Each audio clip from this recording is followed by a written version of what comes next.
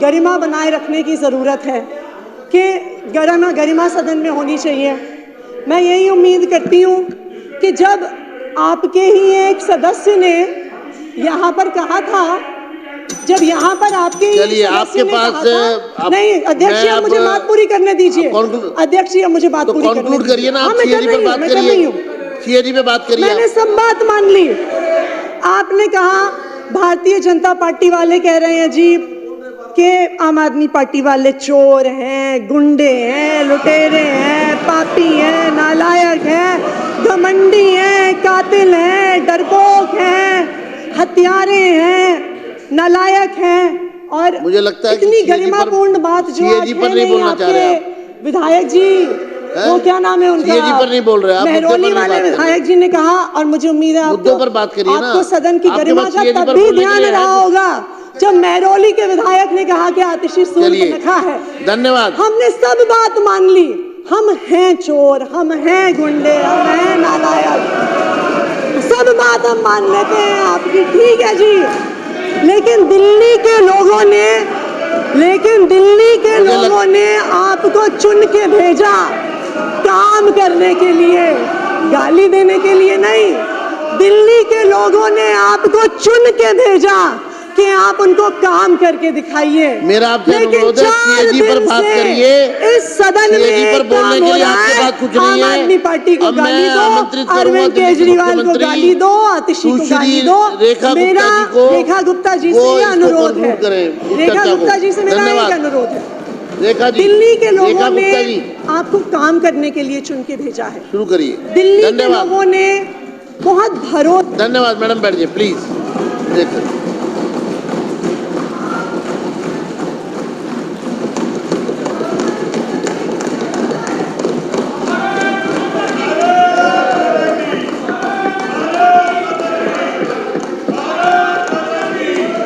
कृपया शांत हो जाए, सभी लोग शांत हो जाएं। रेखा जी शुरू करेंगी, चलिए।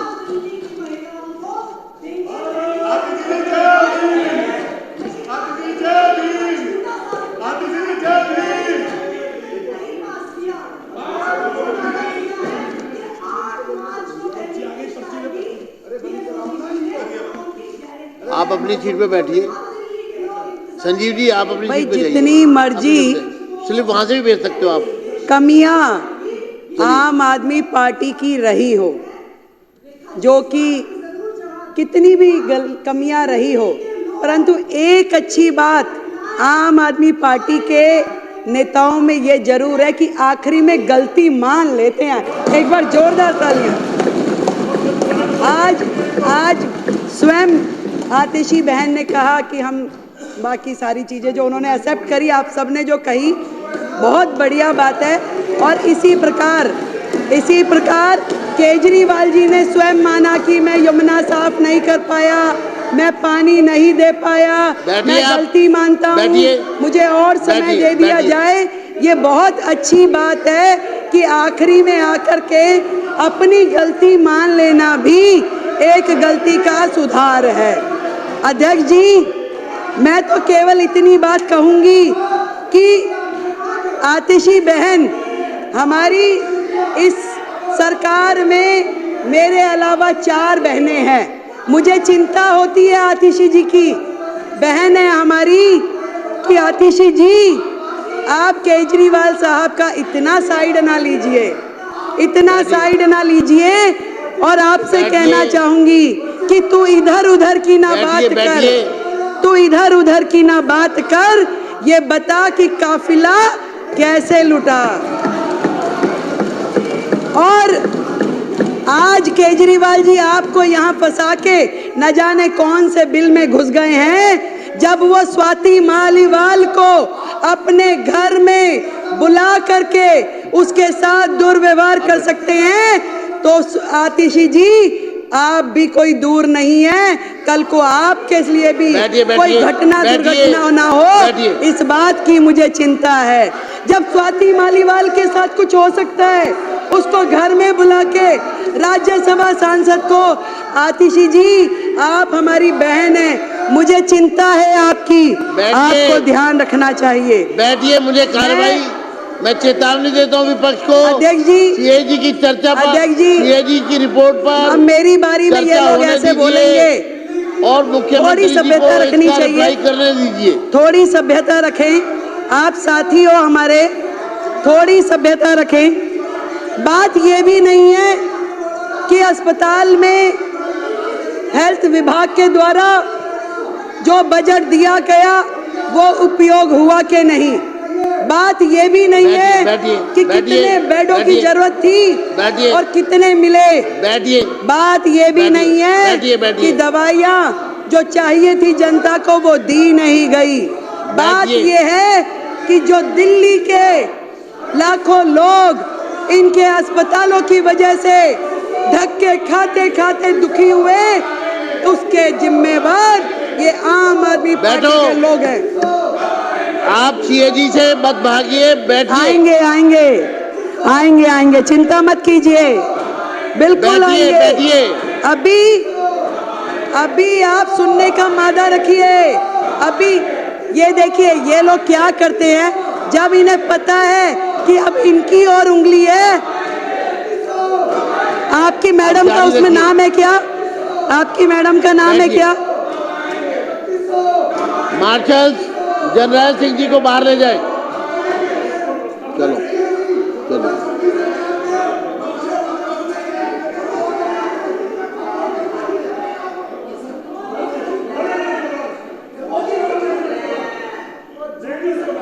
धन्यवाद, धन्यवाद अध्यक्ष जी, धन्यवाद, धन्यवाद। इस तरीके से हाउस का समय बर्बाद करना असल में तो इनकी नीयत ही नहीं है। इन्हें मालूम है कि ये जो रिपोर्ट, अभी तो केवल मात्र 2 रिपोर्ट सदन पटल पे लाई गई हैं, तो इनके होश उड़ गए हैं।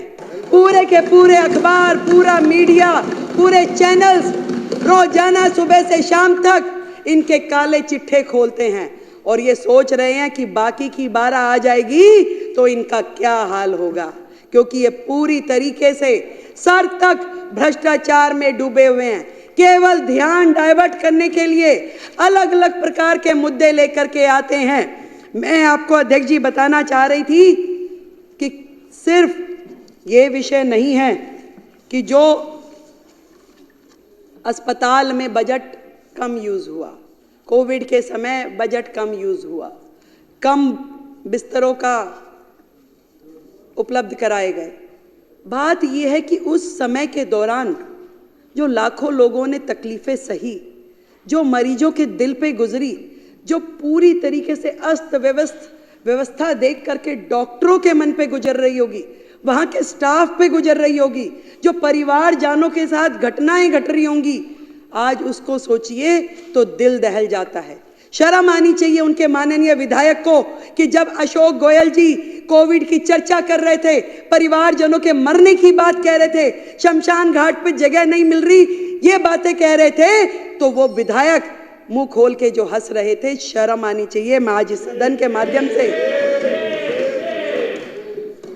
ये पूरा का पूरा दिल्ली सरकार का स्वास्थ्य विभाग और दिल्ली सरकार के अस्पताल स्वयं बीमार हैं, खुद ही बीमार हैं। इसको इलाज की जरूरत है। पहले एक एक उनका डिपार्टमेंट, एक एक चीज, डॉक्टर बेबस है, पूरी व्यवस्था बेबस है।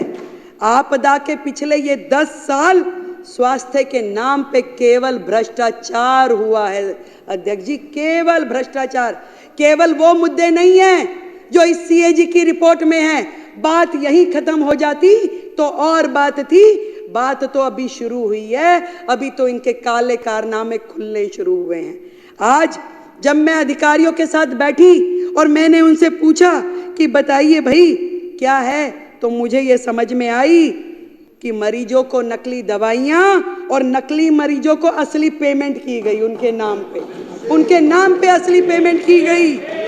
और मोहल्ला क्लिनिक की तो जो हालत है, मोहल्ला क्लिनिक की तो ये हालत थी जहाँ मरीज भी नकली, जहाँ पे टेस्ट भी नकली, जहाँ दवाइयाँ भी नकली, परंतु एक चीज असली रही, पेमेंट असली। पेमेंट असली हुई है, बाकी सब कुछ नकली। कितने मरीज आते हैं, अस्पताल बंद में भी पेमेंट हो जाती है। करोड़ों रुपए की मोहल्ला क्लिनिक के नाम पे पेमेंट हुई, परंतु उसकी कहीं से कहीं तक कोई भी अकाउंटेबिलिटी नहीं है। सफाई के नाम पे घोटाला, दवाई के नाम पे घोटाला, टेस्ट के नाम पे घोटाला, इलाज के नाम पे घोटाला, बेड के नाम पे घोटाला, भर्ती के नाम पे घोटाला। घोटालों की सरकार केजरीवाल। ना डॉक्टर, ना नर्स, ना पैरामेडिकल हमारा स्टाफ। कितनी कमियां हैं वो मेरे बाकी के साथियों ने बताई। फिर भी मैं आपको ये बताना चाहूंगी कि जो नर्सिंग स्टाफ है, जो सेंशन है, वो 7,977 में से केवल 5,791 हैं। 2,186 नर्सिंग स्टाफ की सीट्स आज भी वेकेंट है। आप मानिए कि अस्पताल में यदि 2,000 नर्सों की कमी है तो उन अस्पतालों की क्या स्थिति चल रही होगी। आज भी ड्यूटी मेडिकल ऑफिसर 234 सीटें खाली आज भी है। वो कैसे चल रही है, कहाँ पे उनकी ओपीडी हो रही है। जितना भी स्टाफ है, एक एक विभाग, यहाँ तक कि पैरामेडिकल जो पोस्ट है उसमें भी 2796 पोस्ट आज भी खाली पड़ी हैं। किस तरीके से ये अस्पताल चलाए जा रहे हैं अध्यक्ष जी, मैं ये जानना चाहती हूँ। घोटालों की सरकार ने 10-10 हजार रुपए में जो कॉन्सेंट्रेटर मशीन थी उसको लाखों रुपए में खरीदा। 10 रुपए का वो N95 वाला मास्क जो था वो 150 रुपए में खरीदा। और शर्म की बात ये है, खरीदा तो खरीदा, उपयोग हो जाता तो दर्द नहीं होता। दर्द इस बात है, आज भी हमारे अस्पतालों में पूरे के पूरे गोदाम, कमरे भरे पड़े हैं उन सामानों से जो जनता की गाड़ी खून पसीने की कमाई से किया गया है। आज भी पीपी किट, मास्क, कॉन्सेंट्रेटर मशीनें, सिलेंडर अस्पतालों में भरे पड़े हैं जिनका कोई उपयोग नहीं हो रहा। ना तो वो जनता के काम आ पाए, ना मरीजों के काम आ पाए। खरीद कर ली गई, लाखों रुपए का, करोड़ों रुपए का घोटाला हो गया। आज भी वो अस्पतालों के गोदामों में पड़े हुए हैं। कितने शर्म की बात है। एक एक अस्पताल का गोदाम जाके खोल के देखिए, वहां पे क्या क्या पड़ा हुआ है। मिट्टी हो रहा है, परंतु इनके कान पे जूं नहीं रेंगती। कितनी बुरी स्थिति है। कितनी सारी बीपी मशीनें खरीदी गई, पेमेंट हो गई, परंतु कहां गई, कौन इस्तेमाल कर रहा है, कोई अकाउंटेबिलिटी नहीं है। कहां पे हो रहा है ये सब। ICU, CCU, operation theatre, MRI, सारी की सारी मशीनें, कोई रेट फिक्स नहीं है, कोई दर नहीं, कहां किस तरीके से खरीद हो रही है, कोई पूछने वाला नहीं था। मैं आपको बताना चाहती हूं, एक्ट, क्लिनिकल एस्टेब्लिशमेंट एक्ट 2010, जो कि कोर्ट के आदेशानुसार लागू कर दिया जाना चाहिए, वो एक्ट जिसके माध्यम से पूरा का पूरा हमारे क्लिनिक, हॉस्पिटल, लैब और जितने भी टेस्टिंग सेंटर्स हैं उनको रजिस्टर किया जाता है और मॉनिटर किया जाता है।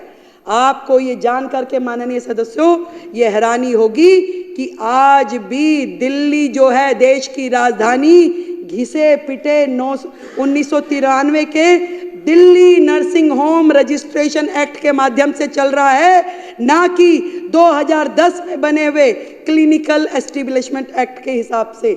क्योंकि इस पूरे एक्ट के माध्यम से अगर चलते तो वहाँ पे बहुत सारी चीज़ों की जवाबदेही तय हो जाती, परंतु पुराने नियमों के अनुसार जब वो काम कर रहे तो उनको कोई मतलब ही नहीं, क्योंकि बहुत सारी चीज़ें उसमें कवर ही नहीं होती।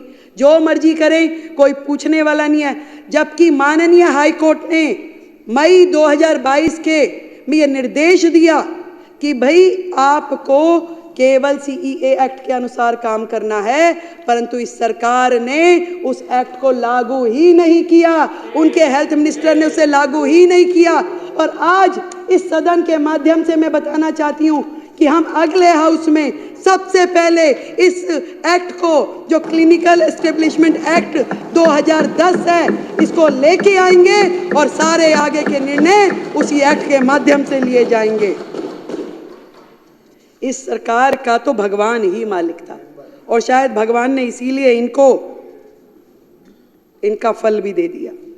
हाई कोर्ट ने बार बार रिकमेंडेशन दिया, अनेकों बार स्वयं से स्वयं मोटो उन्होंने संज्ञान लिया और ये कहा, फरवरी 2024 में भी कहा, एक कमेटी भी बनाई गई, डॉक्टर सरीन कमेटी, जिसमें पूरा का पूरा हॉस्पिटल सर्विस डिलीवरी सिस्टम जो है वो इम्प्रूव हो, कैसे मरीजों का रजिस्ट्रेशन हो रहा है, कहाँ पे उनका इलाज चल रहा है, किसकी ओपीडी हुई, पूरा का पूरा रेगुलेशन जो है वो ध्यान में आए।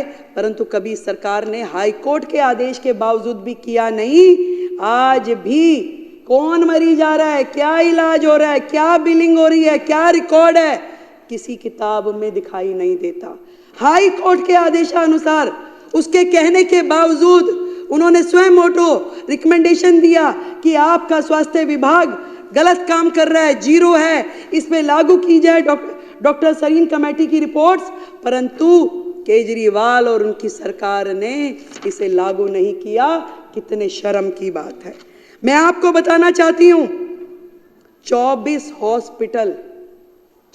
हॉस्पिटल जो इस सरकार के कार्यकाल में शुरू हुए, करोड़ों करोड़ रुपए के बजट से एक भी अस्पताल का काम पूरा नहीं हुआ सर, एक भी अस्पताल का काम।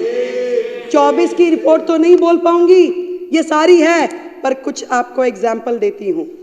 आपको बताना चाहूंगी, एलन हॉस्पिटल, जिसका इनिशियल सेंक्शन कॉस्ट जो था 533 करोड़ था, शुरू हुआ 2019 में, परंतु आज की डेट में भी 2019 से अब तक 65% काम कंप्लीट हुआ है। और रिवाइज कॉस्ट जब आई तो 1135 करोड़ रुपए की, डबल ऑफ द कॉस्ट, और आज भी काम पूरा नहीं हुआ।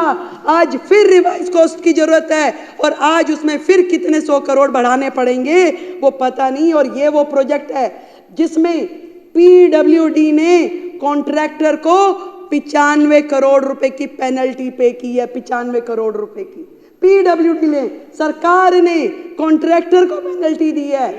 क्या ये सरकार, इस 95 करोड़ का हिसाब कौन देगा? इस 95 करोड़ जनता के पैसे का भुगतान कौन करेगा? ये सुन नहीं सकते थे, इसलिए यहां से चले गए। यहाँ इन्हें बता दिया होगा कि भाई मैडम ये बोलने वाली है। 7 अस्पताल जो कि कोविड टाइम में बनने थे, जो कि कोविड टाइम में विशेष रूप से आईसीयू हॉस्पिटल बनने थे, एक भी अस्पताल बना ही नहीं। कोविड आया चला गया, एक भी अस्पताल नहीं बना, कोई तो शुरू ही नहीं हुआ।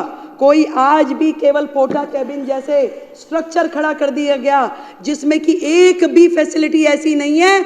आज भी वो जो 1216 करोड़ रुपए के अस्पताल है वो मिट्टी हो गए हैं, जीरो हो गए हैं। आज भी उनको वर्केबल कंडीशन में लाने के लिए और 1200 करोड़ रुपए लगा दें तो भी कामगार नहीं है, तो भी वो उपयोग नहीं होंगे। इसका हिसाब कौन देगा? ये बात इनको पता थी, इसलिए वो यहां से चले गए। एक अस्पताल करोड़ों करोड़ रुपए का, एक भी अस्पताल का काम इन्होंने पूरा नहीं किया। ये जो ज्वालापुरी में एक अस्पताल था जिसकी सैंक्शन कॉस्ट 319 करोड़ रुपए थी, उसके बाद रिवाइज किया गया। मंत्री जी विजिट करने गए जी, वहां 8 फ्लोर का अस्पताल बनना था। मंत्री जी के मन में आया कि नहीं भाई, इस पे 2 फ्लोर और बढ़ा दिए जाए। उन्होंने आदेश दे दिया कि 2 फ्लोर और बढ़ा दो। ना वो 2 बने ना वो 8 हुए। पूरे के पूरे अस्पताल, ऐसे 2 अस्पतालों में उन्होंने किया, मादीपुर में और ज्वालापुरी में, और दोनों अस्पताल आज भी पेंडिंग है। एक की कॉस्टिंग जो थी 319 करोड़, दूसरे की 320 करोड़, जिन पे आज तक एक्सपेंडिचर भी हो चुका है। एक पे 247 करोड़ और दूसरे पे 252 करोड़, पर उसकी वैल्यू मिट्टी हो गई, कुछ भी काम आने की स्थिति में नहीं है। मैंने अधिकारियों से पूछा कि बताइए भैया, ये 24 अस्पतालों को कैसे वर्केबल कंडीशन में लेके आएंगे, क्या करेंगे? वो कह रहे मैडम, इतना अनप्लैंड वे में काम होता था, किसी को यही नहीं पता था कि अस्पताल है तो उसमें क्या क्या चीज़ की आवश्यकता है। वहाँ पे मोर्चरी होनी चाहिए, वहाँ पे आईसीयू होना चाहिए, वहाँ पे रिसेप्शन होनी चाहिए, कि वहाँ पे क्या होना चाहिए। एक एक प्रोजेक्ट में इतनी खामियां है कि इसके लिए अलग से एक कमेटी बनानी पड़ेगी। और उस समय के तत्कालिक अधिकारी भी जो हैं उनको भी कटघरे में खड़ा किया जाएगा कि ऐसे अनवर्केबल जो प्रोजेक्ट है उनको सैंक्शन कैसे किया गया, कैसे उसमें करोड़ों रुपए की लागत लग गई। अगर इन 24 प्रोजेक्ट की इन प्रोजेक्ट की कॉस्टिंग ही अगर हम कैलकुलेट करें तो भी दिल्ली का करोड़ों करोड़ रुपए का नुकसान हो चुका है। ये बात इनको जवाब देना पड़ता, इसलिए ये हाउस में से चले गए हैं। एक और बात बताना चाहूंगी, 2014 के बाद से लेके अब तक एक एक्ट होता है, एसेंशियल ड्रग्स की लिस्ट बनती है। सरकार वो लिस्ट बनाती है कि आपके जितने भी लोकल प्रिक्योरमेंट जितनी हो वो उसके माध्यम से हो, वो दवाइयाँ जो है उस रेट पे और वो दवाइयाँ खरीदी जा सके। 2012 के बाद से इन्होंने एसेंशियल ड्रग लिस्ट बनाई ही नहीं, उसी लिस्ट पे काम करते रहे। जबकि किसी राज्य में वो 1 साल में रिवाइज होती है, किसी में 2 साल में होती है, परंतु होती जरूर है। उसको ऐसा नहीं होता कि सालों साल चलाए रहो। और इसका नुकसान ये हुआ कि हर अस्पताल ने अपनी ही लिस्ट निकालनी शुरू कर दी, अपना ही लोकल काम करना शुरू कर दिया। और उसमें आप सोचिए कि कितना घोटाला हुआ होगा, जो कि अभी सामने आना बाकी है, सामने आना बाकी है। कोई इनकी सेंट्रल परचेजिंग नहीं, हर अस्पताल को छूट है कि भैया अपना कीजिए जो आप करना चाहते हैं। हेल्थ और फैमिली वेलफेयर डिपार्टमेंट ने 15 प्लॉट डीडीए से खरीदे 684 लाख में। वो 15 प्लॉट खरीदे गए थे हॉस्पिटल बनाने के लिए, डिस्पेंसरी बनाने के लिए, परंतु दुख है मुझे एक भी साइट का उपयोग अभी तक हुआ नहीं है, वो जीरो है, वहीं पड़ा है। करोड़ों रुपए की जमीनें लेकर के उसे डंप कर दिया गया। अब इसके पीछे क्या षड्यंत्र था वो तो ये जाने या राम जी जाने, परंतु इस तरह के जितने मुद्दे हैं इससे ये पता चलता है। वो एक कहानी सुनाती हूँ छोटी सी, मुझे याद आ गई। सिद्धू जी अब हमारे यहाँ नहीं है, वो सुनाते थे। कह रहे जी एक दुकान पे कुछ पुलिस वाले आ गए और आ करके कह रहे कि चोरी हुई थी उस दुकान पे। तो पुलिस वालों ने पूछा कि भी बता चोरी हुई है, क्या क्या चोरी हुआ, कितना नुकसान हो गया। और वो पुलिस वाले बात करते जाएं और वहाँ पड़े हुए बादाम और काजू खाते जाएं, हाथ में मुट्ठी भरी खाते खाते बात करते रहे कि बताओ भाई और क्या क्या हुआ, कितना नुकसान हुआ। कह रहे सर नुकसान तो अभी चल ही रहा है, पूरा हुआ कहाँ है। तो नुकसान तो अभी चल ही रहा है, अभी पता नहीं चला कि कितना नुकसान और है जिसकी परतें अभी खुलनी बाकी है। ये बात करते हैं कि महिलाओं को 2500 रुपये कब देंगे। करोड़ों करोड़ रुपए के कर्जे में डूबी हुई इस दिल्ली सरकार की हालत इन्होंने जिस प्रकार से छोड़ी है, ये हमसे इनकी औकात नहीं है। हमसे पूछे कि ये 2500 रुपये हम कब देंगे, हमारा वायदा है हम जरूर देंगे, पर इनकी हैसियत नहीं है कि वो हमसे पूछे कि हम ये 2500 रुपये कब देंगे। मैं आपको ये कहना चाहती हूँ, चोर चोरी से जाए ऐसा हो नहीं सकता। ये चोरी की जो आदत है इनकी लगातार जिस तरीके से चल रही है, बच्चों के स्कूल के क्लासरूम में चोरी, सड़कें बनाने में चोरी, इलाज में चोरी, ठेकों में चोरी, शराब तक में चोरी, जितने भी काम हैं प्रदूषण में, यमुना सफाई में, सब में चोरी। चोरी यहीं रुक जाती तो शायद पता चलता, पर उससे बड़ी चोरी एक और बताती हूँ। यहाँ तक कि दिल्ली सरकार के सोशल मीडिया हैंडल्स की भी चोरी। दिल्ली सरकार के social media handle, CMO Delhi के ये अकाउंट माननीय केजरीवाल जी ने तुरंत जैसे ही सरकार बदली, केजरीवाल एट वर्क करके अपने हैंडल में तब्दील कर लिया। क्या ये उनकी प्रॉपर्टी है? ये दिल्ली सरकार की प्रॉपर्टी है। ये आतिशी जी का ये अकाउंट, ये भी आज तक इन्होंने वापस नहीं किया। चाहे इंस्टाग्राम हो, चाहे फेसबुक, चाहे ट्विटर, एक भी अकाउंट ये इन्होंने वापस नहीं किया। हमने इनकी कंप्लेंट दर्ज कराई है। जो सोशल मीडिया अकाउंट की भी चोरी करके ले गए, उनसे आप क्या उम्मीद करोगे कि वो और क्या छोड़ के जाएंगे। अध्यक्ष जी, इतना कहना चाहूंगी, 10 साल दिल्ली बेहाल, 10 साल दिल्ली बेहाल, कर गए कमाल, कर गए कमाल। नोटंकी, भ्रष्टाचार, चाल पे चाल। वाह रे केजरीवाल, वाह रे केजरीवाल।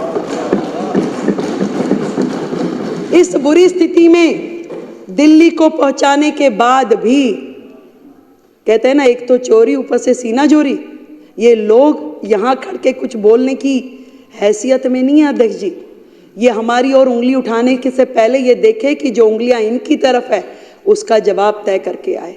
आज जिन परिस्थितियों में हमें दिल्ली सरकार मिली है, हम अपनी पूरी मेहनत के साथ में काम कर रहे हैं। एक एक विभाग जिस तरीके से कर्जे में डूबा है, जो उसकी हालत है, सबको समझने में, सबको उठाने में न जाने हमें कितना वक्त लग जाएगा। परंतु हमारी नीति और हमारी नीयत स्पष्ट है, साफ है, ईमानदारी से काम करना चाहते हैं। और हमारी ये पूरी टीम, मैं और मेरे पूरे मंत्री, सभी विधायक दिल्ली को इस भयंकर स्थिति से बाहर लेके जाएंगे और वो सारे काम करेंगे जो दिल्ली के हित में है। आज इस सदन के माध्यम से मैं बताना चाहती हूँ, अभी केवल 2 रिपोर्ट आई हैं अध्यक्ष जी, अभी बाकी आनी बाकी है। तो यही कहना चाहूंगी कि